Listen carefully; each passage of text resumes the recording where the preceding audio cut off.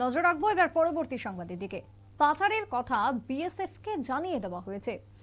এই সন্দেহে এক যুবকের উপর কার্যত আক্রমণ, বিশেষ করে যুবকের উপর দফায় দফায় আক্রমণ করছে পাচারকারীরা, এমনটাই অভিযোগ উঠে আসলো বিলোনিয়া থেকে।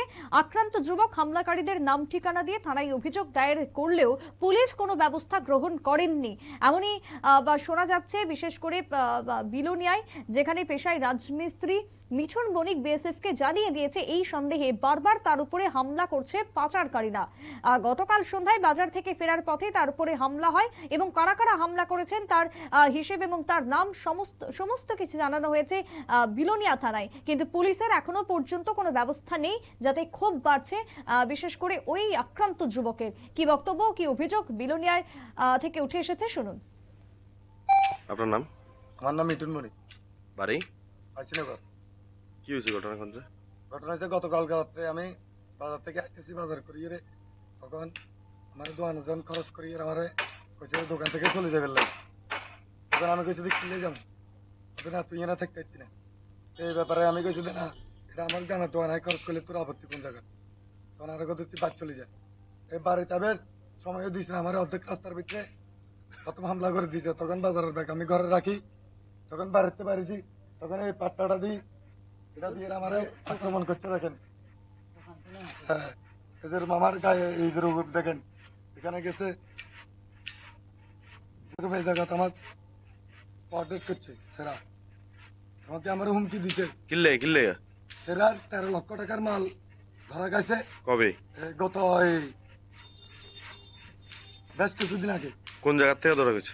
সুবিধা দাসের বাইক আশ্রম পাড়া। তখন এটার ভিত্তিতে আমার সন্দেহজনক ব্যাপারে বলছে যে আমি ফেরার মাল ধরা দিছি। কি মাল আসলে এটি? আসলে 66 বস্তা চিনি আর কসমেটিক মাল। আপনারাও আইছিলেন। তারা কি বিভিন্ন অবৈধ সন্ধ্যার থেকে আমার বাড়ির সামনে আশপাশ মানে ইয়া করতেছে যে আমার কাছে মারিয়ে বস্তাত কাটিয়ে বাংলাদেশে পার করে দিবে, ইন্ডিয়াতে রাখতো না। কে কইছে? কইছে। আর কেন বসবাস করো? এগুলা কার লোক? এগুলো হচ্ছে বাপিদারের লোক আর হচ্ছে বিজেপির পার্টির লোক। আর যে মেম্বার, আমাদের গ্রামের মেম্বার গৌতম বৈদ্য মহাশয়, ওনা তো কইছে যে কোনো বিচার আসার নাই। বর্তমানে এই ডিপার্টমেন্টাল লাইনম্যান বিএসএফ এর লোকের জন্য চ্যালেঞ্জ করছে। বিএসএফ এর কইছে কথা আপনারা কিচ্ছু করতে পারতেন না। বিএসএফ 1 মাস সময় দিছে। ওকে স্যারের লগে কত হয়েছে, স্যারে কইছে যে তুমি যদি কোনো সমস্যা আপনারা কইও। বিএসএফ স্যারের লগে কত হয়েছে, কোন একজন স্যার আইছে, তাহলে কইছে যে আশ্বাস দিয়েছে, কইছে যে সুন্দরভাবে থাকো, কোনো সমস্যা হলে আপনারা জানাই দা। এই কথাটাই স্যারে কইছে। কিন্তু হেরাটা একবার তো প্রথমবার করছে, কিন্তু কালকে রাত্রে দ্বিতীয়বার করছে। আমি থানা কেস পর্যন্ত দিছি। আমরা কেস দিয়েছি 2 বার।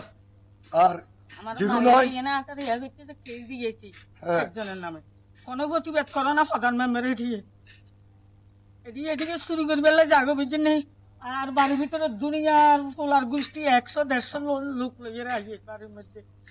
তো আমরা পোলাই ডালে আমি একজনে কি করবো, মহিলা পর্যন্ত লাইনম্যান করে। 09/02 2024 ওই টাইমে আমি কেস করছিলাম একবার, এর আগে আরেকবার করছিলাম। কোন প্রশাসনের লোক আয় না, আমরা প্রতি চায় না। আর প্রশাসনের লোক কেস করলে মানে গ্রামের পঞ্চায়েতের লোক এরারে অর্ডার দিতে যে আপনারা আইন না। কিন্তু কালকে রাত্রে কিভাবে আছে আমরা মারধর করছে। আর প্রথমে এরকম পুলিশের গুলো আছে, পুলিশে আমার তদন্ত করছে, কিন্তু আমি দূরে একটু সরে গেছি। কিন্তু আমি